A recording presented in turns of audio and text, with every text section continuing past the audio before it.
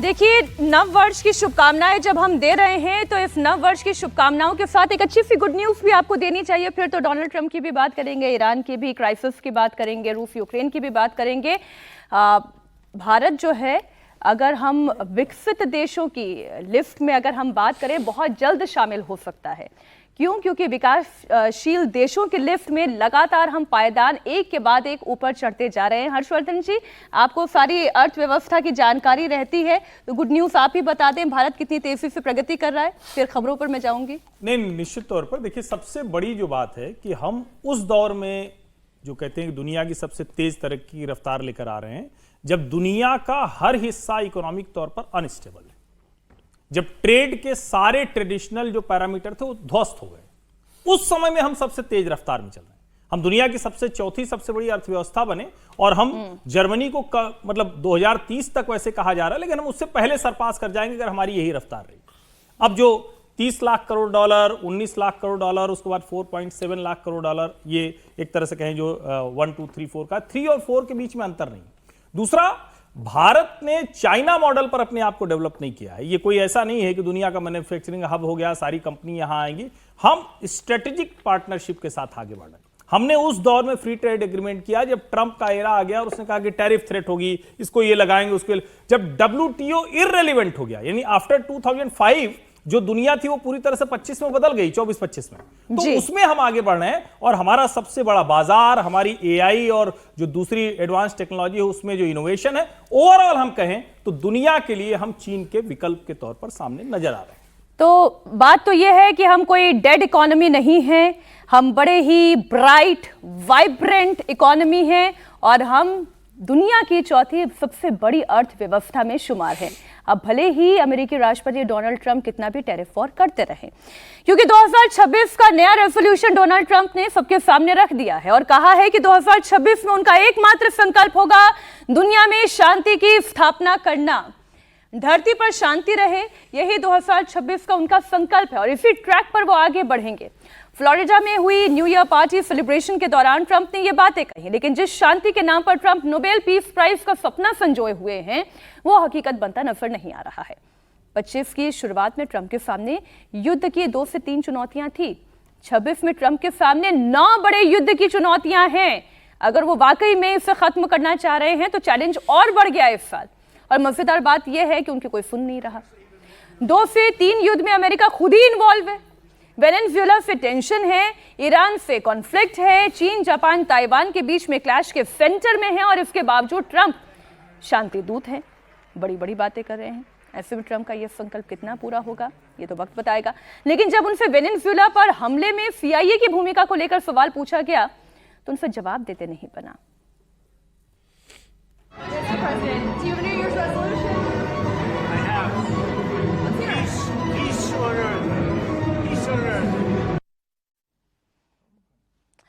पूछा तो गया था सवाल वेनेजुएला को लेकर ही, लेकिन कुछ बात वो कर नहीं पाए। प्रोफेसर साहब, शांति दूत बनना चाहते हैं लेकिन वॉर में तो खुद इन्वॉल्व है। मुझे लगता नहीं है कि ट्रंप जो है वो शांति के मसीहा के तौर पर उभर करके आएंगे। ऐसा इसलिए क्योंकि उनकी अपनी पर्सनालिटी में ही एक कंट्राडिक्शन है, कहीं और जाने की जरूरत नहीं है। उनकी पर्सनालिटी में ही कंट्राडिक्शन है, क्योंकि पर्सनालिटी में वो कहीं से भी ये नहीं दिखते जिसमें डोमिनेट करने की इच्छा हो, जो हेजेमोनिक प्रवृत्ति का आदमी हो, वो कभी शांति का मसीहा नहीं हो सकता है। जिस प्रकार से वो कहते हैं कि भाई जो है वो आइसलैंड जो है वो हमारा ये हो जाना चाहिए, जिस प्रकार से वो कहते हैं कि जो है वो वेनेजुएला में जो है वो हम उसको जाकर के अटैक कर देंगे, जिस प्रकार से वो एक मिलिट्री डिक्टेटरशिप के साथ खड़े हो जाते हैं, जिस प्रकार से वो ईरान पर बॉम्बिंग करते हैं, तो कहीं से ये नहीं दिखता है कि वो, और जब आप बात करते हैं कि दुनिया में अकेला हम मसीहा के तौर पर खड़े हों, अमेरिका द ग्रेट हो, अमेरिका ग्रेट कैसे हो सकता है? तभी तो हो सकता है जब वो सबको डोमिनेट करे। हर जगह आप ट्रंप की एक तलवार की तरह जो है वो ट्रेड जो है उसको आप तलवार की तरह यूज कर रहे हैं। तो ऐसा व्यक्ति जब अपने देश के बारे में चिंता करे, जो सबको साथ लेकर के नहीं चले तो दूसरे देश क्या करेंगे? दूसरे देश अपनी चिंता करेंगे। और जब सबको ही अपना अपना मैक्सिमाइज करने की कोशिश करेगा तो वहां पर कॉन्फ्लिक्ट का दायरा बढ़ जाता है। हम अपने इंटरेस्ट को मैक्सिमाइज करने की कोशिश करेंगे, दूसरा अपने इंटरेस्ट को मैक्सिमाइज। कल जाकर के यदि ताइवान के अंदर उनके सामने समस्याएं कोई कम थोड़े हैं। कल ताइवान पर यदि चाइना अटैक करता है या अटैक करने की तरफ जाता है तो क्या वो डिफेंड करने के लिए आएंगे या नहीं आएंगे? ये सवाल बहुत बड़ा है। और नहीं आते हैं, कल ईरान में जाकर के यदि इजराइल अटैक करता है तो उसके साथ वो खड़े होते हैं या नहीं खड़े होते हैं, ये देखना दिलचस्प होगा। और यदि वो खड़े होते हैं तो युद्ध में उनकी भागीदारी अवश्यंभावी हो जाएगी। अमेरिकन सैनिक जो है आज वो खुद कह रहे हैं कि हमको जो है वो अफगानिस्तान में हमने जो एयर बेस अपना छोड़ा था हमको उसको कब्जा करना है। ये नहीं कहना है कि उसे दे परस्यू करना है, हमको उसका कब्जा करना है। यदि ऐसी मानसिकता हो तो संघर्ष तो वहां पर संघर्ष होना तय है। ऐसे में वो शांति का मसीहा के तौर पर उनको कोई दुनिया देखेगी? मुझे मतलब नोबेल का पीस प्राइज 26 में भी नहीं वो मिलने छीन वाला। ले तो और बात है, नोबेल के प्राइज वो छीन ले तो और बात है। समीर जी, देखिए, छीन ले तो और बात है। नहीं, वो कोशिश तो पूरी करेंगे कि भाई नोबेल पीस प्राइज मिले। जिस तरीके से इस बार उन्हें जिद कर रहे थे कि मुझे मिलना चाहिए और बार बार वो कह रहे थे, तो इजराइल ने तो अभी उन्हें अपना सर्वोच्च सम्मान दे दिया है। कल इजराइल ने कभी किसी विदेशी को नहीं दिया अपने देश का सर्वोच्च सम्मान, कल दिया। जिस तरीके से ट्रम्प की भूमिका रही है, फीफा ने भी, फुटबॉल एसोसिएशन ने भी अपना सम्मान दिया, तो उन्होंने खुद ने लेके अपना पहन लिया। तो मुझे लग रहा है वो कोशिश जारी रखेंगे, लेकिन उनको लग रहा है कि अगर रूस और यूक्रेन का युद्ध वो रुकवा देते हैं तो जरूर वो दावा करेंगे कि भाई मुझे नोबेल पीस प्राइज मिलना चाहिए। लेकिन ट्रम्प का जो भी व्यवहार लगातार चल रहा है वह युद्ध रुकवाने से ज़्यादा दुनिया को उकसाने वाला ज़्यादा रहा है। वो जिस तरीके से भी उन्होंने ईरान को धमकी दी कि भाई हम मटिया मेट कर देंगे, जिस तरीके से अभी उन्होंने मादुरो को धमकी दी कि भैया वेनेजुएला को कि खाली करो, हम आ रहे हैं वहाँ पर, तो वहाँ युद्ध के खतरा मंडरा रहा है। और जिस तरीके से अभी उन्होंने इजराइल के साथ मिलकर ईरान को धमकी दी है फिर से, तो मुझे लगता नहीं कि ट्रम्प फिलहाल रुकेंगे। वो दोनों तरीके से चलते रहेंगे, मतलब वो युद्ध रुकवाने की भी कोशिश करेंगे और युद्ध थोपेंगे भी। ताइवान का ही जो अभी सर ने जिक्र किया, विजय जी, अगर चीन से वो आमने सामने की लड़ाई लड़ सकते होते तो लड़ चुके होते। वो हिम्मत तो उनमें भी नहीं है ना कि वो चीन से आमने सामने की किसी जंग में जाएं। चीन के साथ वो नहीं जाएंगे किसी भी तरह से आमने सामने की जंग में, लेकिन जो प्रोफेसर साहब ने कही ना, वो ज़्यादा बेहतर बात है कि वो पॉलिसी ऑफ पैराडॉक्स के साथ जीते। कंट्राडिक्शन है उनकी पर्सनैलिटी में, खुद में। वो बनना चाहते हैं शांति दूत, लेकिन सारी तैयारियां करते हैं लड़ाई की। वो वेनेजुएला में जिस तरह से चैलेंज करते हैं, वो चिली में जिस तरह से चैलेंज करते हैं, वो ताइवान के नाम पर चाइना को जिस तरह से चैलेंज कर रहे हैं, वो जापान को जिस तरह से चैलेंज कर रहे हैं, और सीधे तौर पे कहूँ तो हिंदुस्तान को वो चैलेंज करते हैं टैरिफ के मामले में। वो तो युद्ध आप कह रहे हैं 4 युद्ध को वो ठीक करने की कोशिश कर रहे हैं, वो तो 10 युद्ध खड़े करने की उसमें लगे हुए हैं। लेकिन पहले वो युद्ध खड़े करें, मतलब तैयारी करें, भूमिका बनाए, और फिर उसमें शांति दूत बने। ये वो कर रहे हैं ना, तो इसलिए उनके इससे कोई बहुत फर्क पड़ने वाला नहीं है। लेकिन वो अब ज़्यादा से ज़्यादा केवल अपनी भूमिका ये देख रहे हैं कि किसी तरह से मेरी भूमिका बनी रहे। अमेरिका को ग्रेट अगेन बनाने के लिए जो काम करना चाहिए उसकी एक्सरसाइज तो वो कर रहे हैं, लेकिन अमेरिका उसमें इररिलेवेंट होता जा रहा है। आज जितने देश हैं, चाइना क्या उनकी परवाह कर रहा है, यूक्रेन क्या उनकी परवाह कर रहा है, रशिया क्या उनकी परवाह कर रहा है, जापान उनकी क्या परवाह कर रहा है, हिंदुस्तान क्या उनकी परवाह कर रहा है, बताइए। और यूरोप भी कहाँ कर रहा है, नाटो में कहाँ उनकी परवाह सुनी जा रही है। तो इसलिए अब वो कोशिश कर रहे हैं कि किसी तरह से ये बात हो जाए। इजराइल ने कर दिया। वैसे दुनिया की शांति के लिए जरूरी है कि उनको दिलवाई दें नोबेल पीस प्राइज, ताकि और फिर सब लोग अपने अपने हिसाब से काम करें। इजराइल के सम्मान से अगर उनके वो शांति दूत बन जाते हो, पाकिस्तान की सिफारिश से नोबेल पीस प्राइज मिल जाता हो, तो वो हो सकता है उनको सब चीज़ों में दोबारा से सोचने की ज़रूरत मुझे लगती है कि वो करें। और वो अपने कन्फ्लिक्ट में अमेरिका को भी फंसाते जा रहे हैं जी। अमेरिका की इकोनॉमी, अमेरिका का सिस्टम, अमेरिका की व्यवस्था, वो सब भी लगातार कम होती जा रही है और एक कन्फ्लिक्ट में फंसती जा रही है। मैं इकोनॉमिक वॉर पे मैं आपके पास लेकर आ रही हूं। एक लाइन बोल दूं, हम लोग भी कहते हैं ना कि दे देना चाहिए, लेकिन सर सम्मान एक ऐसी चीज है ना जो तो स्वयं मिलता है। जब आप छीन कर लेना चाहते हैं विश्व शांति के तो लिए वो तो अपमान ही होता है, तो अब कहाँ इनको सम्मान मिल पाएगा। नहीं सर, मैंने जब आपसे आप शुरुआत में आपसे कहा ना कि दर्शकों को एक खबर दे दीजिए, 4th लार्जेस्ट इकोनॉमी हम बन गए हैं, उसके पीछे कारण ये था सर कि ये जो डोनाल्ड ट्रंप कर रहे हैं, सारी लड़ाई तो इकोनॉमी की ही लड़ाई है। भारत के ऊपर जो उन्होंने टैरिफ वॉर छिड़ा वो इकोनॉमी की वजह से, चीन के साथ बैलेंस बनाते बनाते परेशान हो गए इसलिए क्योंकि उनको रेयर अर्थ मिनरल वो नहीं गंवाना चाहते, या जो रशिया के साथ भी उन्हें करना पड़ रहा है उसके पीछे भी इकोनॉमिक रीजन ही है। दे नहीं रहा उनको, नहीं दे रहा है। उसमें भी समझ लीजिए जिस लड़ाई को वो लड़ना चाह रहे हैं या हासिल करना चाहते हैं वहां पर भी चीन ने उनकी बात नहीं सुनी। ताइवान पर तो छोड़ दीजिए, ताइवान पर वो आमने सामने नहीं आएंगे चाइना के, जी अमेरिका। हर्षवर्धन जी।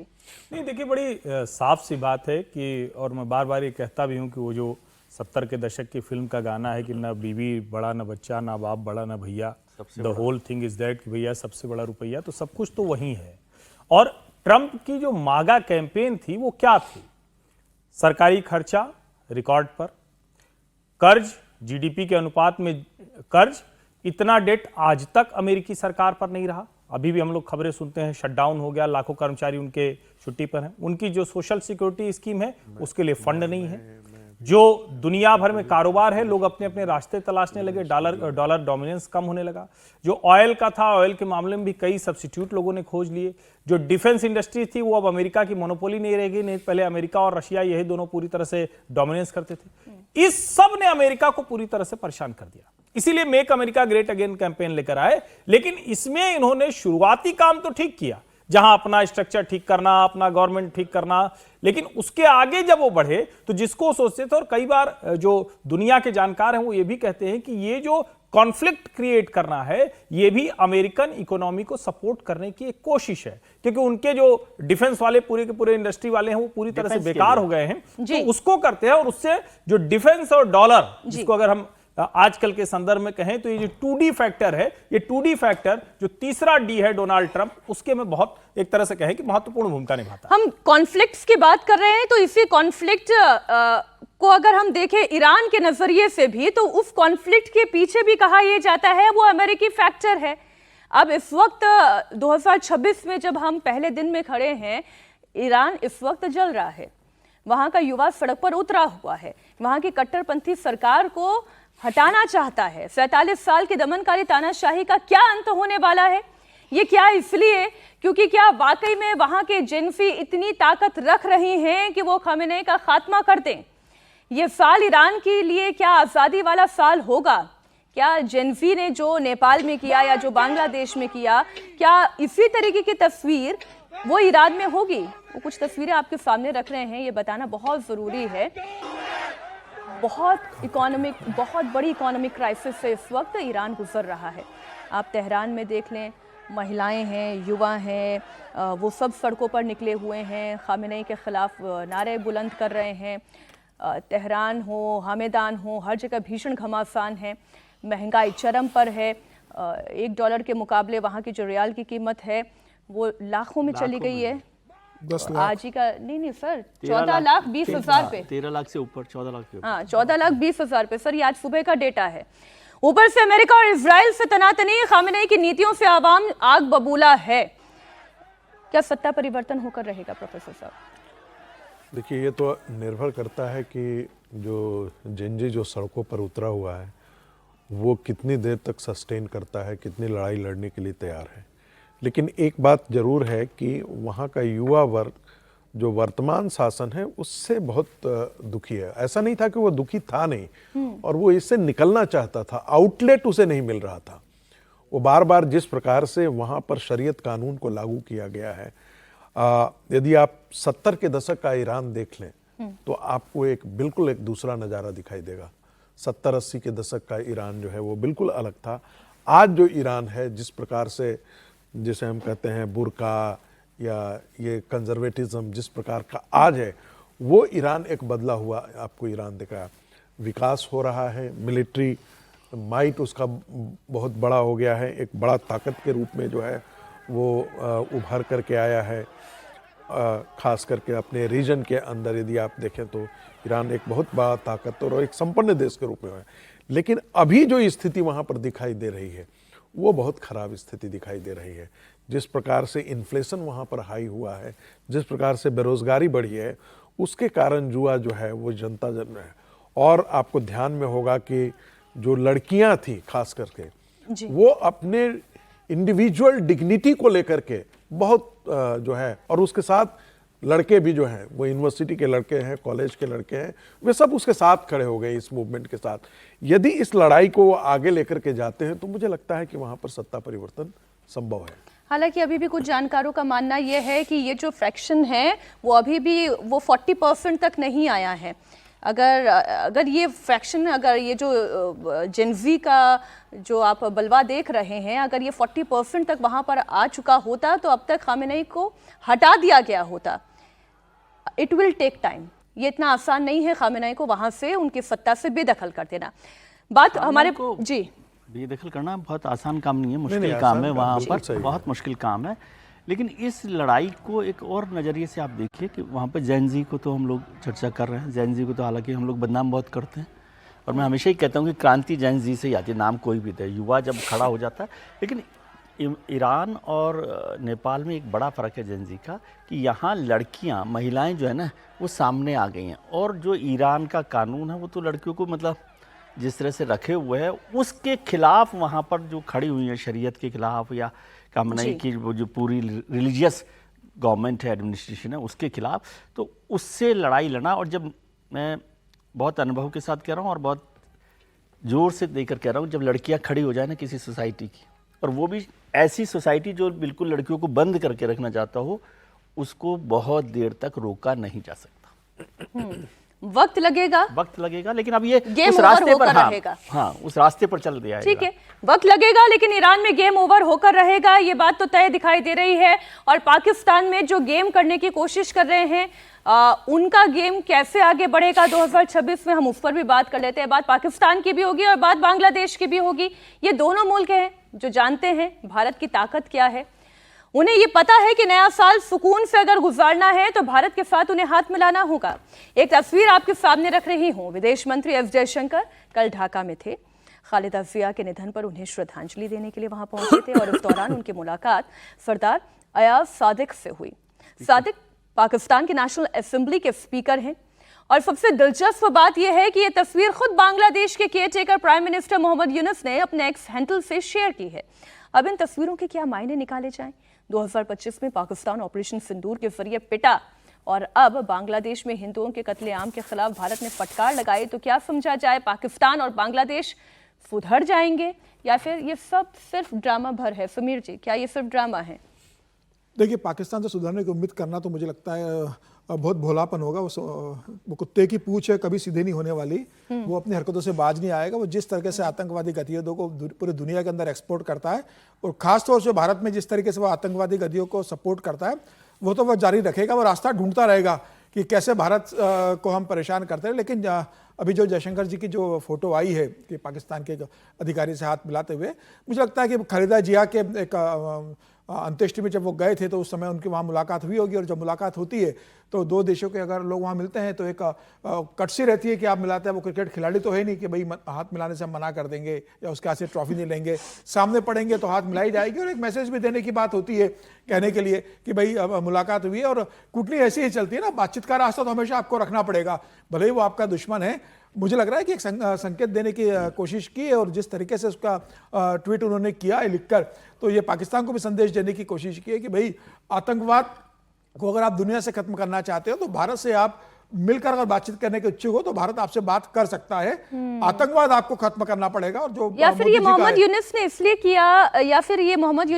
किया, हर्षवर्धन जी, क्योंकि तारिक रहमान से जो मुलाकात हुई, मोहम्मद यूनुस ये नहीं चाहते कि वहां से फिर हमारे लिए कोई खतरा पैदा हो जाए। नहीं, ये मूलतः बहुत डिप्लोमेटिक पोस्ट है। जब पाकिस्तान के, क्या नाम बताया इनका आपने, जो अयाज नेशनल असेंबली के स्पीकर हैं, इसको जब आप शेयर करते हैं ना, तो आप जरा इसको समझिए। अभी पाकिस्तान और बांग्लादेश का जो टैंगो चल रहा है ना, वो जरा दूसरी तरह का है। भारत दोनों के लिए एडवर्सरी है। ऐसे में अपनी एक लड़ाई, यानी अपना डिप्लोमेटिक मिशन, जो चीजें हैं वो ठीक करना, भारत के साथ रिश्ते ठीक करना, और ये दिखाना कि पाकिस्तान के साथ भी कुछ रिश्ते उनके ठीक हो सकते हैं, इसको मैं डिप्लोमेटिक मूव के तौर पर देखता हूं। ये कोई बहुत अच्छा नहीं है। ये पिक्चर क्यों करनी चाहिए? ऐसे बहुत से लोग मिलते रहते हैं। अगर आप किसी के अंत्येष्टि में, किसी के अंतिम संस्कार में गए हुए हैं तो वो तो वहां बहुत से लोग मिलते हैं। लेकिन इसको अगर यूनुस के खाते से किया जा रहा है तो ये डिप्लोमेटिक फोटो है, इसमें बहुत कुछ संदेश देने की कोशिश है। जी। अच्छा, रक्षा मंत्री राजनाथ सिंह गुरुवार को नई दिल्ली स्थित बांग्लादेश उच्चायोग गए और उन्होंने बांग्लादेश के पूर्व प्रधानमंत्री खालिदा जिया को श्रद्धांजलि अर्पित की। इस दौरान रक्षा मंत्री ने खालिदा जिया के निधन पर एक शोक संदेश पर हस्ताक्षर किए। सोशल मीडिया पर एक पोस्ट साझा कर राजनाथ सिंह ने इसकी जानकारी भी दी। तो ये जो यूनिफॉर जमात के टैंगो की बात की, ये शब्द अच्छा लगा हर्षवर्धन जी। तो अब दुश्मन कहें, दोस्त कहें, या उसके बीच में अभी हमारा रिलेशनशिप बांग्लादेश के साथ क्या है, इन तस्वीरों से कुछ बदलता है? मुझे लगता है कि एक राजनयिक शिष्टाचार के नाते जो सब चीज़ें होती हैं वो हो रही हैं। इससे आने वाले दिनों में बदल जाएगा, मुझे इसकी उम्मीद नहीं दिख रही है तत्काल। और इसका कारण भी है, इसका कारण मुझे जो समझ में आ रहा है वो ये है कि बांग्लादेश के अंदर जो ग्रेट पावर्स राइवलरी चल रही है आज के दिन में, चाइना फैक्टर है, पाकिस्तान को तो मैं उतना बड़ा नहीं मानता, लेकिन चाइना फैक्टर है, और जो अमेरिकन फैक्टर है, ये दो फैक्टर इतने बड़े फैक्टर हैं, वो कभी नहीं चाहेंगे कि भारत के साथ उनके रिश्ते सुधरें। और जिसके कहते हैं ना कि इसे इस सारी चीज़ों को गतिशील करने में पाकिस्तान एक बहुत बड़ी भूमिका का निर्वाह कर रहा है। पाकिस्तान एक्टिव आपको नजर पड़ रहा है, लेकिन उसके पर्दे के पीछे जो काम करने वाले दो प्लेयर जो बड़े हैं वो साफ साफ आपको नहीं दिखाई दे रहे हैं, वो अमेरिका और चाइना है। वो जरूर चाहेंगे कि भारत जो है वो एक हमेशा घिरा हुआ मिले उनको। जब तक भारत घिरा हुआ नहीं मिलता है, डोनाल्ड ट्रंप के साथ भारत तो उस तरीके से पेश नहीं आएगा, कंप्रोमाइजिंग मूड में रहेगा नहीं। तो भारत को निडिल करना है तो क्या जरूरत है? पहले वो पाकिस्तान को करते थे, प्रॉप अप करते थे, अब उनको लगता है कि नहीं, अब हम वहां बांग्लादेश में भारत प्रो इंडिया सरकार थी, हमने उसको हटा दिया है। अब यदि वो दोनों सरकारें जो है वो भारत के खिलाफ खड़ी होती है तो भारत पर दबाव तो बनेगा ही। एक 3.5 फ्रंट जो युद्ध है वो भारत के लिए एक बन जाता है कि भाई कल जाकर के बांग्लादेश बॉर्डर हम ओपन करते हैं, पाकिस्तान बॉर्डर ओपन करते हैं, चाइना भी आपके साथ पहले से ही अरुणाचल को लेकर के अपना स्टैंड जो है वो पहले से ज्यादा तीखा किए हुए हैं। तो ऐसी स्थिति में एक बड़ा परिदृश्य उभर करके ये निकल करके आता है कि भारत को अपनी रक्षा तैयारियों और अपनी इकोनॉमिक माइट दोनों को, सर प्रलय के बाद बहुत शानदार टेस्टिंग हुई है। प्रलय सतह से सतह मार करने की क्षमता रखने वाली मिसाइल की जबरदस्त टेस्टिंग हुई है, और भारत इसलिए अपनी ताकत को लगातार इनहेंस करता जा रहा है, क्योंकि हमें पता है अब हम पाकिस्तान के साथ अपनी सीमा रेखा शेयर कर रहे हैं, कोई और ऑप्शन भी नहीं है।